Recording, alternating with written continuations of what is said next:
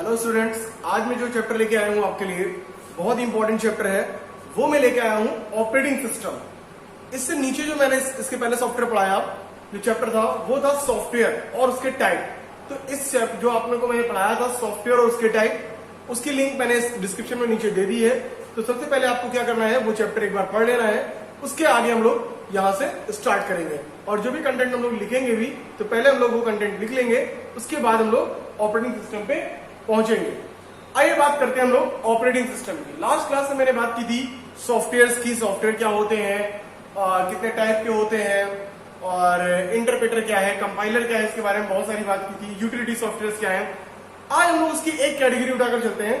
आज जो कैटेगरी हमने उठाई है वो है ऑपरेटिंग सिस्टम। ऑपरेटिंग सिस्टम क्या होता है?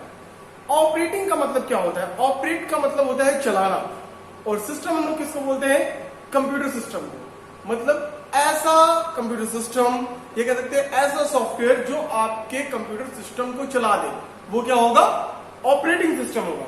मतलब ऐसे सॉफ्टवेयर्स, ऐसे प्रोग्राम्स जो आपके कंप्यूटर को ऑन करने में हेल्प करें, वो कौन से सॉफ्टवेयर होते हैं? ऑपरेटिंग सिस्टम्स होते हैं। इस तरह के सॉफ्टवेयर जो होते हैं वो मशीन लेवल पे काम करते हैं, और अगर कोई इनकी डिफिनेशन पूछता है तो डिफिनेशन बताने के लिए कह सकते हैं कि ओवरऑल मैनेज जो करता है, कह सकते हैं कि it manage the overall operation of the computer system. Computer system में जो भी ऑपरेशंस होते हैं उन सबको मैनेज कौन करता है? आपका ऑपरेटिंग सिस्टम करता है। तो आइए देखते हैं ऑपरेटिंग सिस्टम और कौन कौन से काम करता है। ऑपरेटिंग सिस्टम का जो पहला काम है वो होता है प्रोसेसिंग मैनेजमेंट, कि किसको क्या प्रोसेस करानी है, किसको प्रोसेस के लिए वैलिड ठहराना है, किसी को नहीं ठहराना है। ये क्या मैंने बोला, इसको मतलब समझिए आप पहले। बहुत से सॉफ्टवेयर क्या होता है, जैसे आप मोबाइल फोन यूज करते हैं, सपोज आप एंड्रॉइड मोबाइल फोन यूज कर रहे हैं, तो उसपे जो एप्लीकेशन इंस्टॉल होंगे वो एंड्रॉइड फोन को सपोर्ट करने चाहिए या एंड्रॉइड ऑपरेटिंग सिस्टम को सपोर्ट करने चाहिए। लेकिन अगर आप सोचे कि इस पे आप iOS ऑपरेटिंग सिस्टम जो कि आईफोन्स में होता है, उसका कोई एप्लीकेशन क्या इस पे चला दे, तो नहीं चलेगा। क्यों? उसको प्रोसेस कराने की परमिशन नहीं दी जाएगी। इसका मतलब ऑपरेटिंग सिस्टम का जो मेन काम होता है उनमें से एक काम में से आपका प्रोसेसिंग मैनेजमेंट भी आता है। मतलब सिस्टम की जो भी प्रोसेस हो रही होती है उसको मैनेज करने का काम किसका होता है?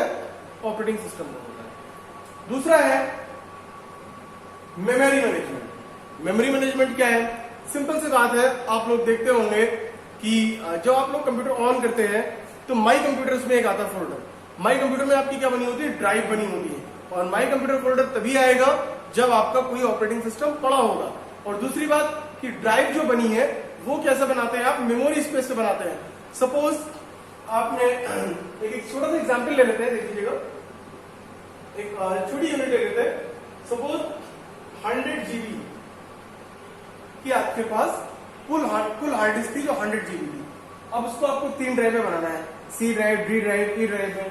तो आपने सी बना दिया,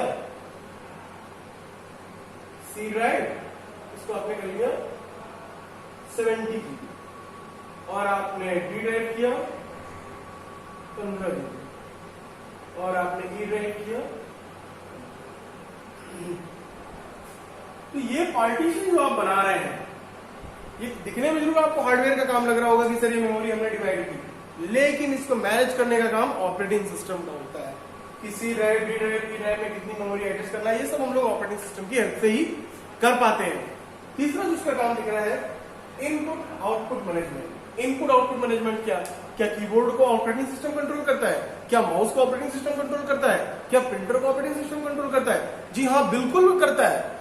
जैसे सिंपल से आप देखते होंगे, आप लोग आपका कीबोर्ड, आप कीबोर्ड में माउस का पॉइंटर चेंज कर सकते हैं, तो कहां से करते हैं? वो ऑपरेटिंग सिस्टम के फीचर से करते हैं। आप देखते हो कीबोर्ड की जो स्पीड होती है वो हम लोग घटा बढ़ा सकते हैं, वो हम लोग कहां से करते हैं? सब ऑपरेटिंग सिस्टम से कर रहे हैं। प्रिंटर हम लोगों ने इंस्टॉल किया, उसका हमें कह सकते हैं जो सॉफ्टवेयर चाहिए, जो ड्राइवर चाहिए, वो भी कहा जाएगा, सब ऑपरेटिंग सिस्टम आपका मैनेज करता है। इसका मतलब जो इनपुट आउटपुट डिवाइसेस को मैनेज करने का काम है वो भी आपका कौन करता है? सॉफ्टवेयर ही करता है, ऑपरेटिंग सिस्टम। फाइल मैनेजमेंट, ये तो बहुत इंपॉर्टेंट है। फाइल मैनेजमेंट जानना, इसको तो जानना बहुत ही इंपॉर्टेंट है। फाइल मैनेजमेंट का बता दूं, बहुत अच्छा एग्जांपल आप लोगों के लिए। आप इंटरनेट से कोई भी फाइल डाउनलोड करते हैं, बहुत लोगों ने की होगी, वो file by default download folder में कैसे चली जाती है? क्या आपने सेव किया? नहीं किया, लेकिन वो कहां चली गई? ऑलरेडी डाउनलोड फोल्डर में चली गई। इसका मतलब क्या है कि ऑपरेटिंग सिस्टम क्या कर रहा है?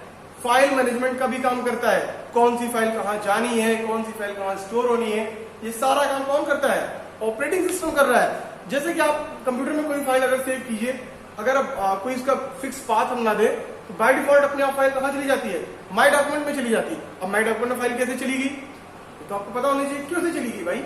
माय डॉक्यूमेंट में फाइल आपकी ऐसे चली गई क्योंकि उसका जो कंट्रोलिंग है वो कौन कर रहा है? ऑपरेटिंग सिस्टम कर रहा है। आपने तो फाइल माय डॉक्यूमेंट में डाली नहीं थी फाइल, लेकिन वो क्या हो गई? अपने आप चली गई। इसका मतलब क्या है? जो फाइल मैनेजमेंट का काम है वो कौन करता है? ऑपरेटिंग सिस्टम करता है। सिक्योरिटी मैनेजमेंट बहुत ही इंपॉर्टेंट हिस्सा।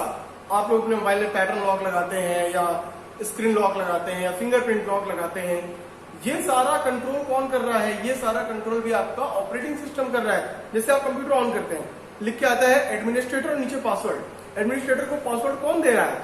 ये आपका ऑपरेटिंग सिस्टम दे रहा है। इसका मतलब जो सिस्टम की सिक्योरिटी है वो भी कौन दे रहा है? ऑपरेटिंग सिस्टम ही दे रहा है। नेटवर्क मैनेजमेंट, सिस्टम पे आप जाएंगे तो आपको नेटवर्क का टूल मिलेगा।